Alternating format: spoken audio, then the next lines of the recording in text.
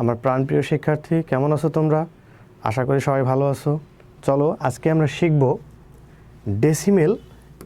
Decimal জিনিসটা দেখো, এর বেজ হচ্ছে 10 এবং এর রেঞ্জটা কত? এর রেঞ্জ হচ্ছে 0 থেকে 9 পর্যন্ত, এবং এই সংখ্যাটা আমরা সচরাচর এটাই লিখি, অর্থাৎ 1 কোটি, 1 বিলিয়ন, 100 মিলিয়ন, বিলিয়ন, যাই বলবো না কেন, আমরা এই 0 থেকে 9 পর্যন্ত এর রেঞ্জটা থাকবে সবসময়। বাইনারির ক্ষেত্রে কি থাকবে? বাইনারির ক্ষেত্রে এর বেজ 2 এবং 0 এবং 1, এটা হচ্ছে তার একটা অঙ্ক, এই দুইটা অঙ্কই থাকবে। আচ্ছা বলো তো, এই 0, 1 আমরা কোথায় ইউজ করি? এটা তো আমরা যখন ক্লাস 1 থেকে শুরু করে আজ পর্যন্ত এই 0, 1 দিয়ে আমরা কি কোনো কিছু করিনি। কেন করিনি? কারণ এই 0 এবং 1, এই 0 এবং 1 শুধুমাত্র ইলেকট্রনিক্স যত ডিভাইস আছে এই ডিভাইসগুলোতেই ব্যবহার করা হয়। আমাদের বাস্তব জীবনে কিন্তু এটার ব্যবহার খুব কম, নাই বললেই চলে।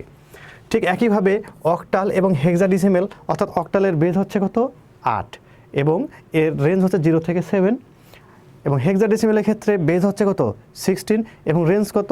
রেঞ্জ হচ্ছে তোমার 0 থেকে 15, অর্থাৎ 9EF, অর্থাৎ 9-এর পর যত সংখ্যাগুলো আসবে ABCD, এভাবে আমরা অঙ্কগুলো করতে পারবো। সকলকে অসংখ্য ধন্যবাদ আমাদের সাথে থাকার জন্য। আমাদের পরবর্তী ভিডিও অবশ্যই আপনারা দেখার জন্য আমাদের চ্যানেলে সাবস্ক্রাইব করবেন। আসসালামু আলাইকুম।